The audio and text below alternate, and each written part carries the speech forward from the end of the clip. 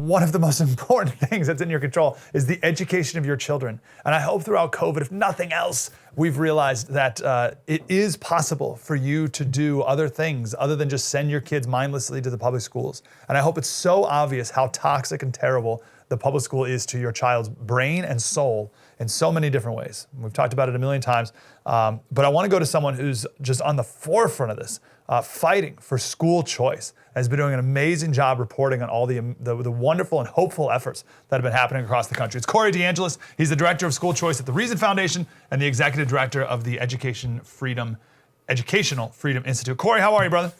Hey, doing well. Thanks for having me. Yeah, man, I am very, very frustrated at Republicans, and that's why I want you here to give me some hope that they have not used COVID as the ultimate opportunity to usher in school choice. If we can't usher in school choice when the schools are closed for a year, then what other opportunity will we ever have to do it? But you say there is some good news.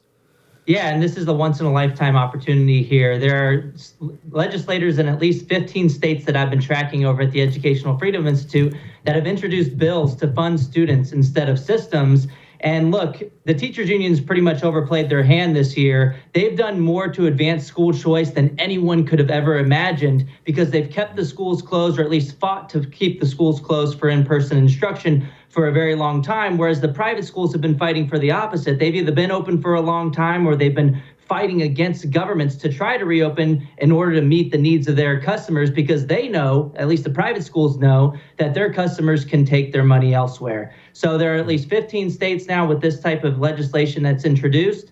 Some states have better outlooks than others, but look, support for school choice is skyrocketing right now. If you look at the latest Real Clear Opinion national polling on this, support for school choice in just a couple of months increased by 10 percentage points from 67% in April 2020 to 77% in August 2020. So parents are fired up, and it's because the public school system just hasn't been there for them this year. No, 77%, that's amazing. And I just want to emphasize that this is not a new idea. Milton Friedman's been fighting for this since the 70s. I know he's the head at the top of your Twitter profile. This has been decades and decades in the making. So goodness, let's make it happen. Do you have the 15 states off the top of your head, or at least a bunch of them in case we have people in those states listening right now? Recall a couple of them. New Hampshire, Iowa, Kansas, Kentucky, Arkansas just introduced a bill yesterday, Georgia. So there's a bunch of these types of states. There are some states where that bills have been introduced, but it's not as likely to occur, such as Washington State and Oregon, for example. It's just because of the legislative makeup in those particular states, it seems a lot less likely to happen. But in places like New Hampshire, Iowa, Georgia, it seems like we might get something going there. And look, like I said before, I think the teachers unions really overplayed their hand here by keeping the schools closed for essentially as long as possible. I mean, look, in my area, in Fairfax County Public Schools, their teachers union president even was on record saying that she would oppose reopening schools full-time in person next fall, even if all of the teachers were vaccinated. So we're seeing this all around the country. The teachers unions have been kicking the can down the road every single step of the way. At this point, they've taken the goalposts and moved them out of the stadium, and families are fed up. They're scrambling.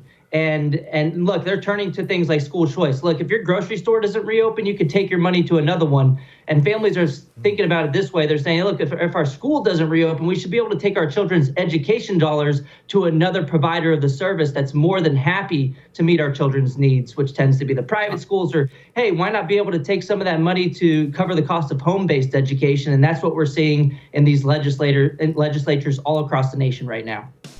Wow. That was deep and insightful. I want more of that. Like, Subscribe, get more.